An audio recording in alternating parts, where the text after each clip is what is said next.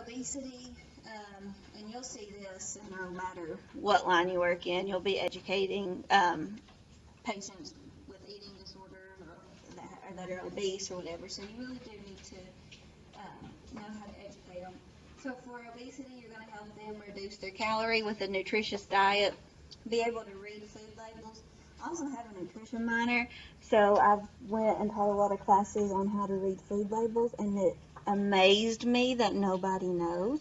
And this is around here. So I like to use the example, you know when you go to a gas station, and not like the small bags of chips, and not like the big family bag, but kind of the medium bag, like the Dorito bag. It's bigger than the typical, but not huge. I posted that up, and I was like, okay, how many calories are in this bag? And everybody said 140. There was 2.5 servings. I mean, it's just amazing that people don't know how to read a food label. So that is something simple you can teach people how to do. I wish there was just 140 calories in that bag of chips. And then you need to help establish realistic weight loss plan. You got shows out here like The Biggest Loser. In the first week they lose 20 pounds. It's not realistic and it's not safe either.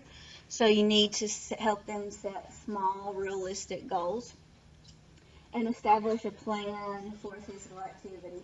This is a big deal too, because I know for me, if I was like, I may go to the gym later, I ain't going.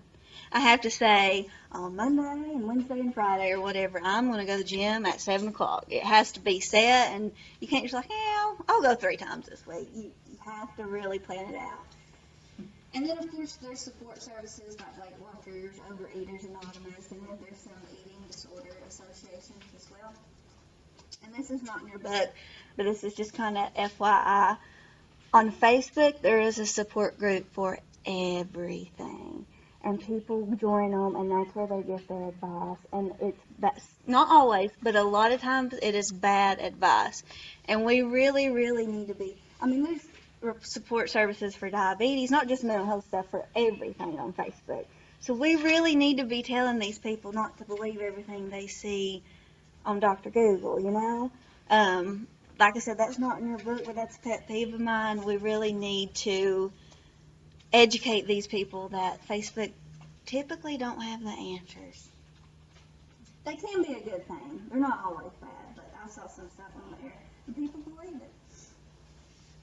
Okay, so treatment, we'll start with behavior modification, and that addresses issues to help control. So for the program to be successful, the client must perceive that he or she is in control of the treatment. Again, control is just really important for this. This is called the Maudsley approach when you involve family into that treatment plan.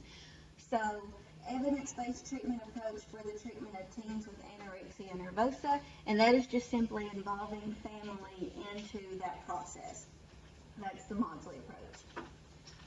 So for behavior modification and success of treatment, you have to let them have a reward system, basically. We use it with little kids a lot, but it works for everybody. Help them pick out rewards for gaining weight. They have to have choices and that input into their plan of care. This is, it's a team effort. You're not just going to make all these decisions for them, because remember, the main thing you're focusing on is control. So you really have to involve them in this plan of care. They need to have control of their eating, their exercise, whether they're going to purge or not. All of that needs to be in their control.